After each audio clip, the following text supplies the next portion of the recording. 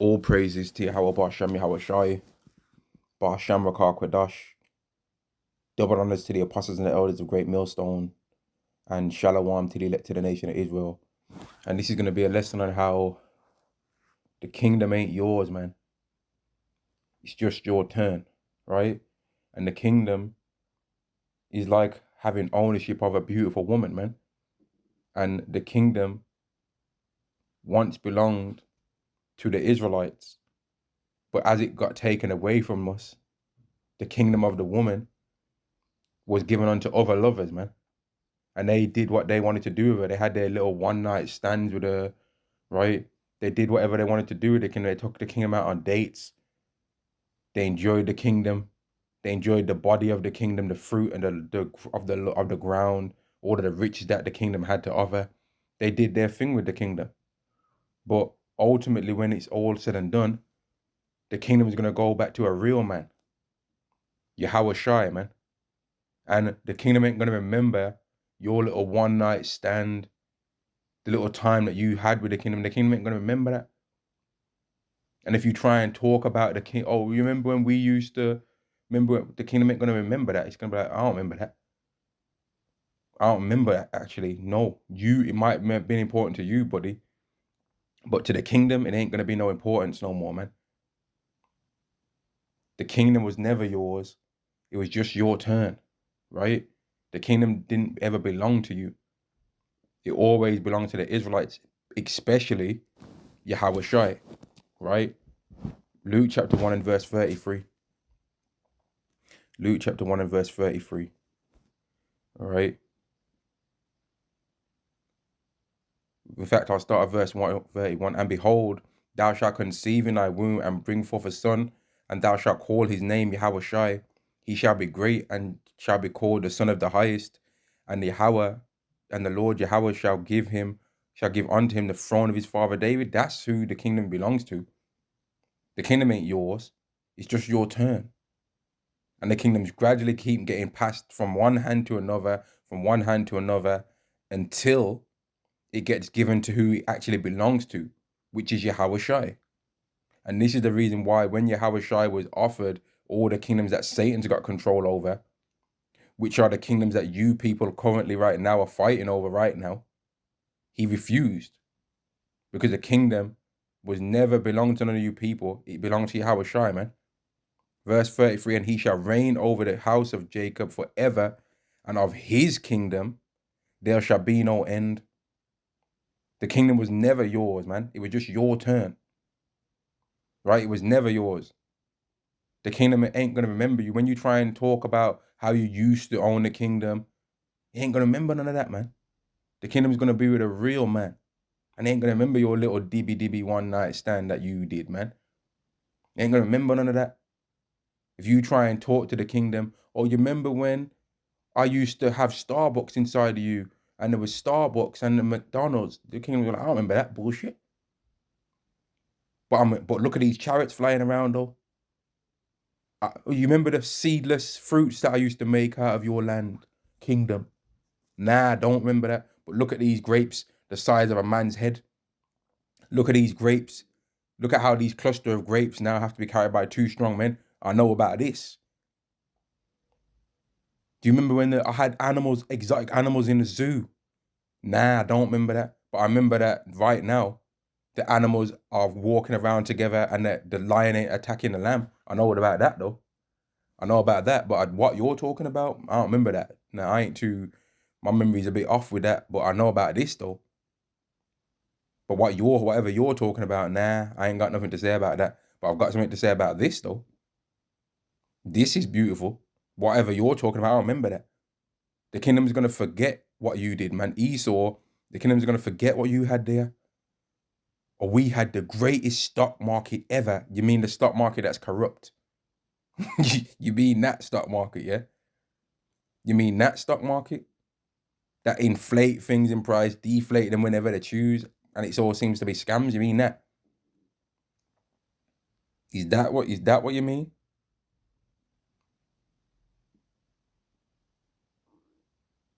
Oh, but we had the most great chocolate industry. Oh, but that chocolate industry is gonna disappear.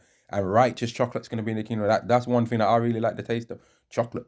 But in the kingdom, you'll be able to eat chocolate without worrying about all the dodgy things that might be in there, bugs and all kind of bug out things. You just be able to eat the chocolate and enjoy it. And you ain't going to have to worry about it mashing up your health neither. If you like ice cream, you'll be able to have ice cream in the kingdom. We ain't just going to stop eating desserts because we're in the kingdom now. No, we'll have that in the kingdom, but it's going to taste better and be healthier too. Because the things that it's going to be made from are not going to be designed to destroy you. The kingdom was never yours. It was just your turn. Right? Let's go to Book of Daniel. Because the kingdom is Yahushua, and nobody ain't getting a turn after he gets the kingdom, man. He's going to belong to Yahushua forever. But he's so kind, he's going to share it with his people. Daniel chapter 7. Right? Daniel chapter 7.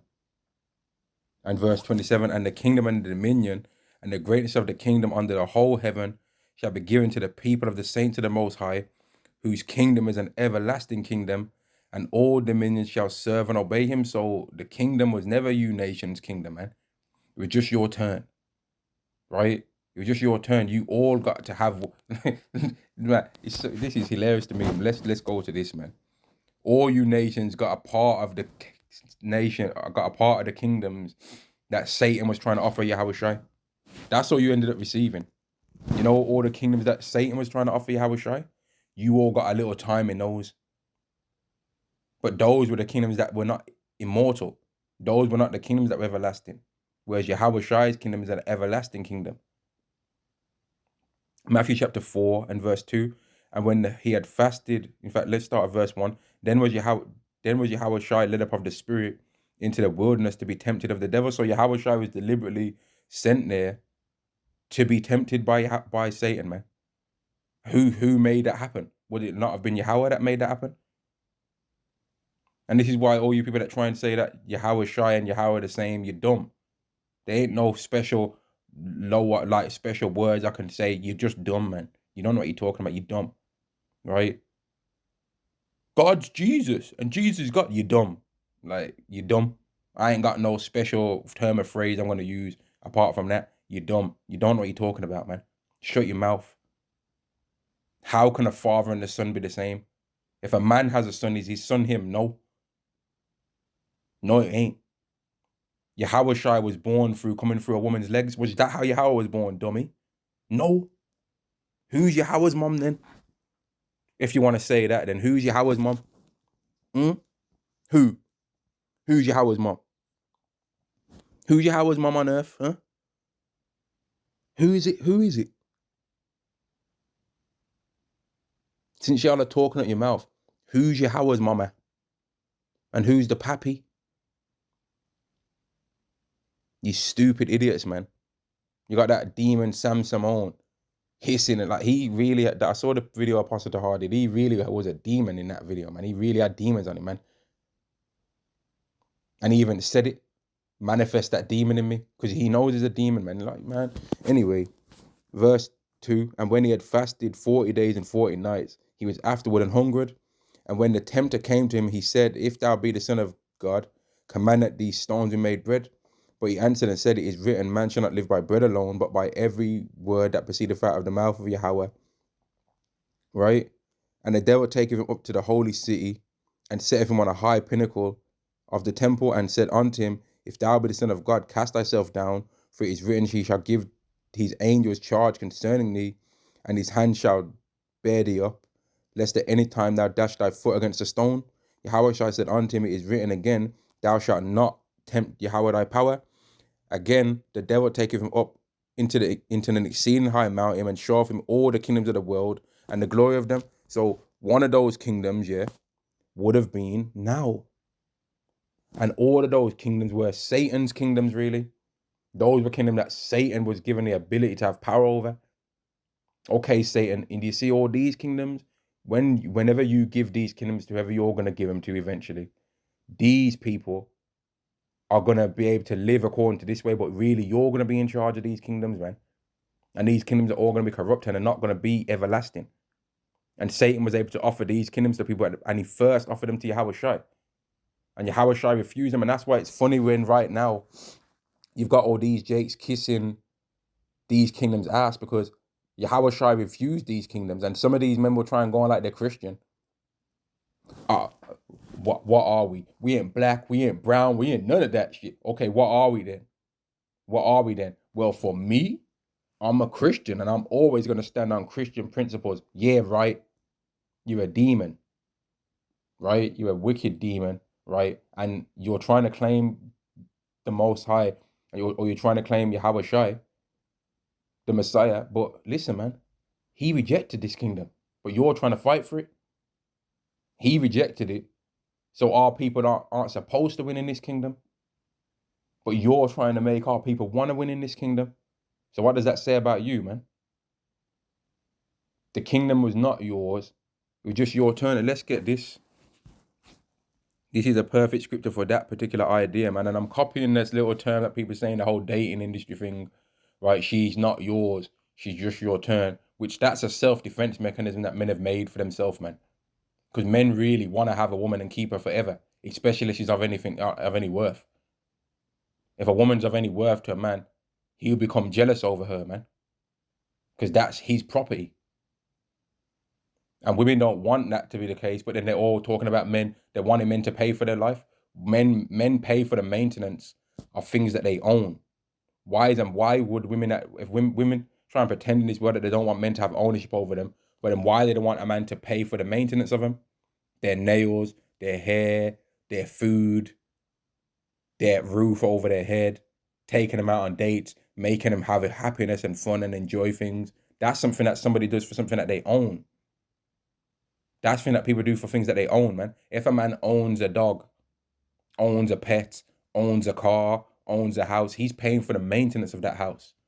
When the time comes, the gutters need to be cleaned out, he does that. If a door breaks, he's got to fix that. If the floorboards need changing, he's got to fix that. If an old carpet gets too dirty and disgusting, he got to change that out. He might put in more carpet. He might put in laminate flooring. He might put in real floorboard. He got to change it out.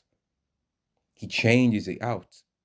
If a table and chairs gets damaged, he takes the old table and chairs out, or he fixes the current table and chairs so it now can be used again and can be useful. But he gets rid of the old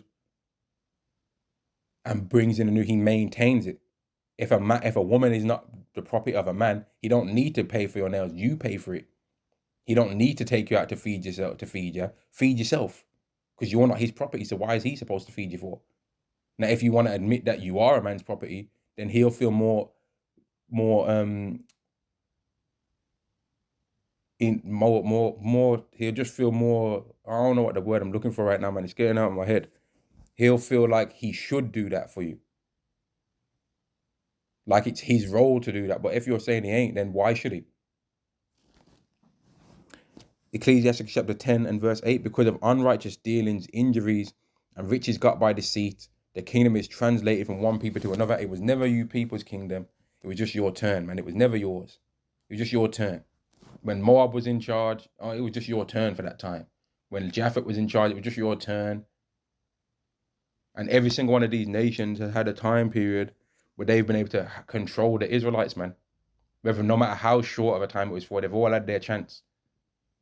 But the thing is, our turn, this next turn coming up is going to be forever. It's never going to end. Yahweh Shai is the King of Kings, man. He's over all of y'all. The kingdom was never yours, man. It was just your turn. Right? And all of the kingdoms that you people are boasting in, have been boasting in since Yahweh Shai rejected those kingdoms going back 2,000 years ago. They were all kingdoms that Yahweh Shai already denied. Yahweh Shai already said he don't want those kingdoms. And because he didn't want those kingdoms were also not given unto the saints.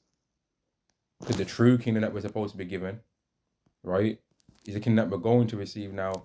I think I'm in the right chapter here, the book of Daniel, where it goes into how... no, I'm not. It's verse 7 then. Daniel chapter 7 and verse 13, and I saw in the night visions, and behold, one like the Son of Man came with the clouds of heaven, and came to Ancient of Days, and they brought him near before him, and it was given him dominion and glory and a kingdom. So the kingdom was given, the everlasting kingdom has already been given to Yahweh Shai in the heavenly realm, man. And you people talking about The real kingdom is not, was never belonged to you people, man. It wasn't yours. It was just your term. And you've never got to really experience the best of a kingdom. Just like how, like, if I try and apply this to women, it becomes wicked. But if I apply it to a man, it can actually become righteous, how I'm saying this, man, because there's certain women that have, like, they might, just like how there's plenty of women in this world that have all been with the same man. There's plenty of women in this world that have all been with the same man, if that makes sense. Let me say it again, man. In this world, there's several men that have all been with the same woman, right? But also in this world, there's several different women that have been with the same man, but they don't all get that man at his best, do they? They don't all get him at his best. Some might have got him when he was unemployed. Some might have got him when he was employed, but the job he's got ain't really that good. Some might have got him when he was younger and he's still immature, didn't want to have facial hair. Some might have got him when he's got facial. Some might have got him when he learns the perfect kind of fragrances and all that. They all got him in different phases of his life. But the woman that ends up with that man, once he's at his best, she gets the best of that man. She gets the finished product, right? And she gets to enjoy him at his finished product. And all the rest of the women, they might try and make the other woman jealous. Oh, but he used to date me and he used to take me here and there. Okay, but he's taking me way better places than he took you. And she gets the finished product. And that's why all you Israelite women, man, this is a warning to y'all.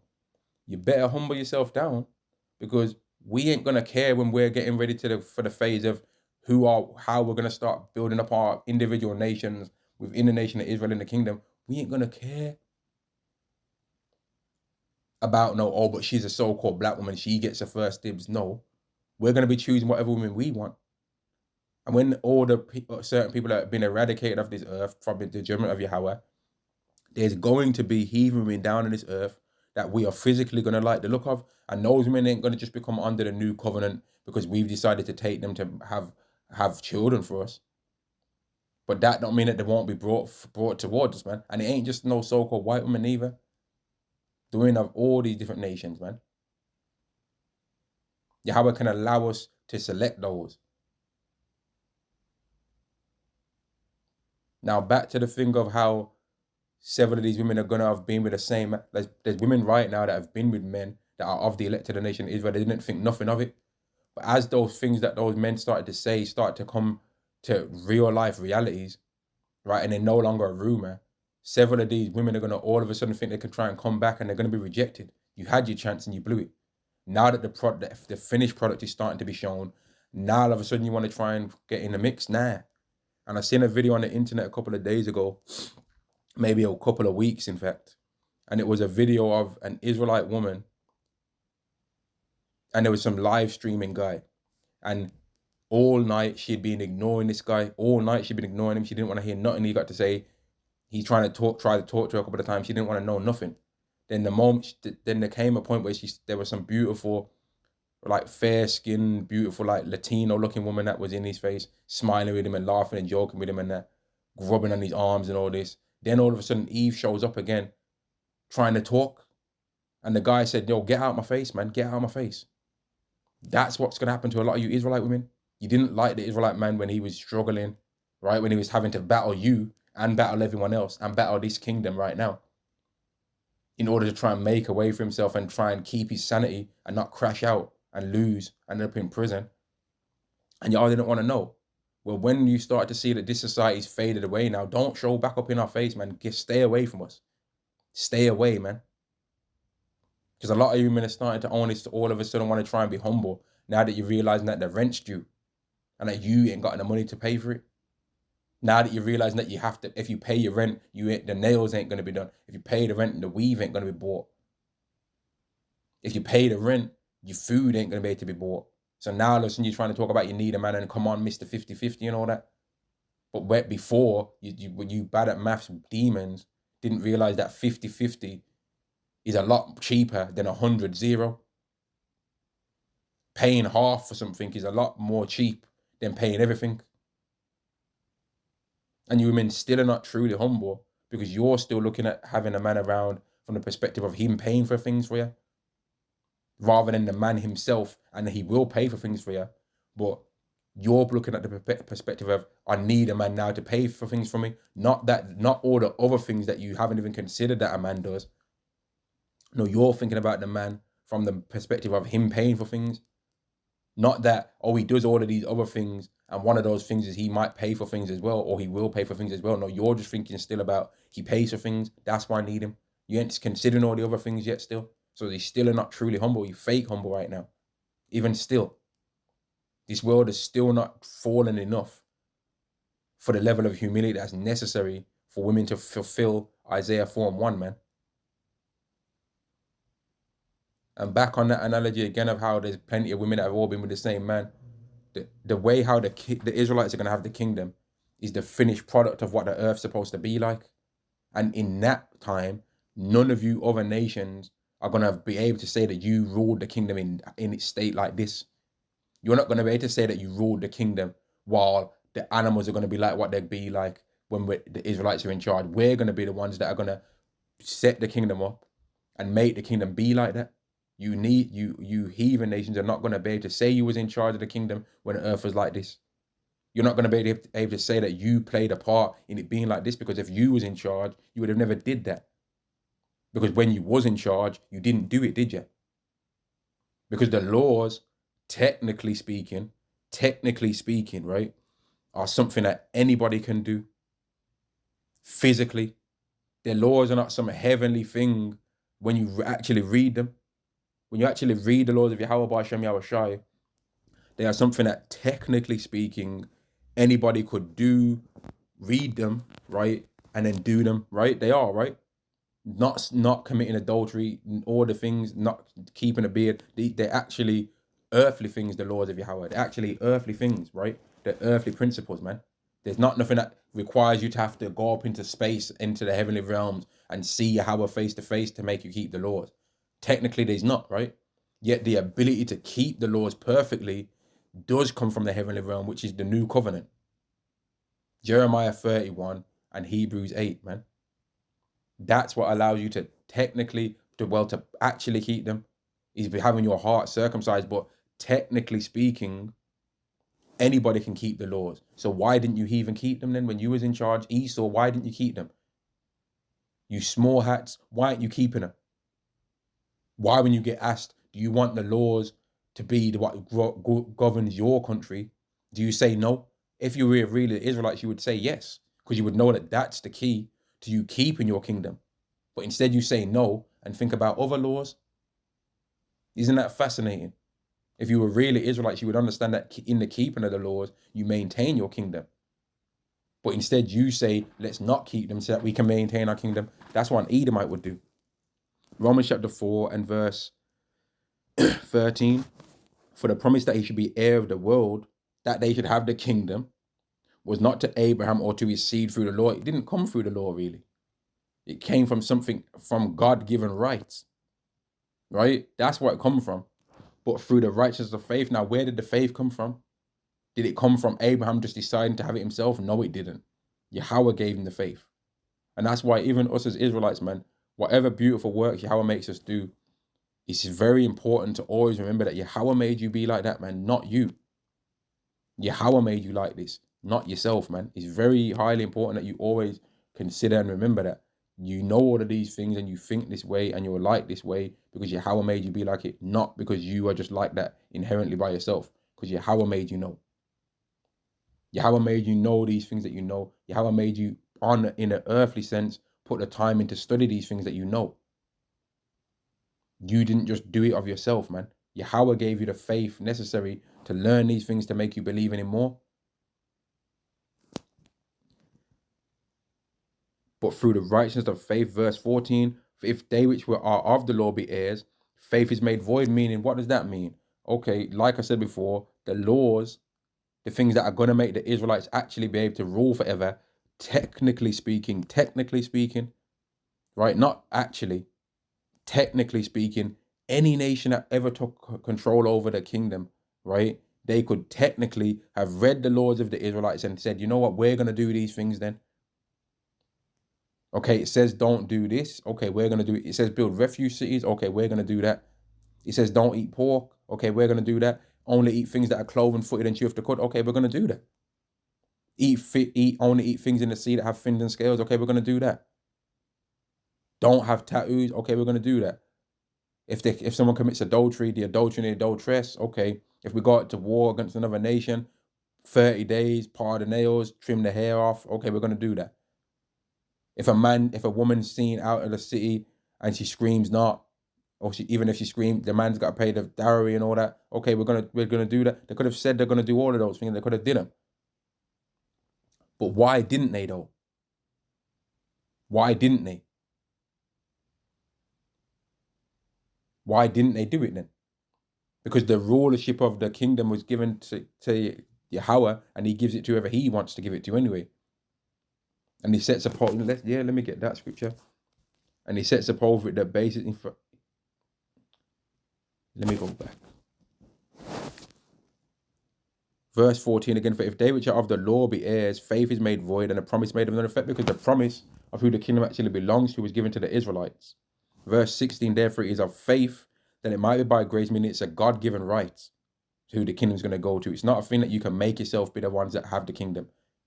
It was never yours, it was just your turn, until it got given into the hands of who is going to own the everlasting kingdom, which is Yahushua, and it would never be passed over to anybody else ever again. And that's why once we end up in our kingdom, with Yahushua as the true ruler, Googleplex amount of years are going to go by, which if you look up that number Googleplex, it's ridiculous. I think it's like more than 100 zeros. Googleplex numbers of years are going to have gone by, right? And it's still going to be the Israelites in charge. Quadruple Googleplex numbers of years are going to go by, and the Israelites are still going to be in charge. And yet the earth in that time is still not going to be overpopulated. Yet the world claims that the earth's overpopulated, but that amount of years is going to have gone by and the earth's still not going to be overpopulated. So how is that going to happen? There's going to come a time where Israelites have been getting born and not ever perishing for billions of years, and the earth's still not going to be overpopulated. And there's going to be Israelites that still end up living in other places of the universe, man. How is that going to happen? I don't know. Don't ask me, but it's going to happen though, right? The earth abideth forever. That's what the scriptures say, right? Verse 16, therefore it is of faith that it might be by grace, to the end the promise might be sure to all the seed, which is the Israelites, not to only that which is of the law. So even if you nations did keep the laws, it wouldn't have mattered. That would not be what makes you have the kingdom. Because the kingdom was given by a God-given right to the children of Israel. That's how it worked. But to that which is of the faith of Abraham, who is the father of us all now, Abraham's the father of all Israelites, man. That's clearly what it's saying. It's not talking about everyone else, because everybody else wasn't given the promise. But let's go to Daniel 5, where it goes into how Yahweh gives the kingdom to whoever he wants, man. Which is true. And sets up over it the basis of men. Which he did that many times over, until he decided to give it to the righteous, Yahushua. Daniel chapter 5 and verse 21. And he was driven from the sons of men, and his heart was made like the beasts, and his dwelling was with the wild asses. They fed him with grass like oxen, and his body was wet with the dew of the heaven, till he knew that the Most High God ruled in the kingdom of men, and that he appointeth over it whomsoever he will. And the time's going to come where he's going to appoint over it the children of Israel, beginning with Yahushua, and that kingdom is going to be the true kingdom. That's going to be the true rulership of this earth, man. When the earth becomes back again like the Garden of Eden. The earth's going to be and no other nation is going to be able to say, oh, when I was ruling, it was like this as well. No, it wasn't. You're a damn liar. Y'all ain't going to be able to say the earth looked like this. It's going to be a new heavens and a new earth, wherein life, righteousness. No one else is going to be able to say that when they ruled, it was like this. They ain't going to be able to say, like right now, people can say, oh, this kingdom kind of looks like this. Certain of the ways that people live now is kind of like this way. No one ain't going to be able to say when the kingdom of heaven is established that, oh, this is kind of mirroring 18th century, you know what I mean? Oh, this is kind of mirroring ancient Rome with how they. No, it's not. No, it's not. Because it's even going to be greater than the previous kingdom of David. It's not even going to be like the kingdom of David, really. It's going to be better than that. We're not just going back to try and build back exactly the old Kingdom of David, because that failed, didn't it? So that ain't even the thing that's trying to be made. No, we need to make it better than that. It's going to be actually better than that, man. It's going to be better than what Solomon had as well, because what Solomon had wickedness in it too. It's going to be better than that. And on that, I'm going to end the lesson, man. The kingdom was never yours. It was just your turn.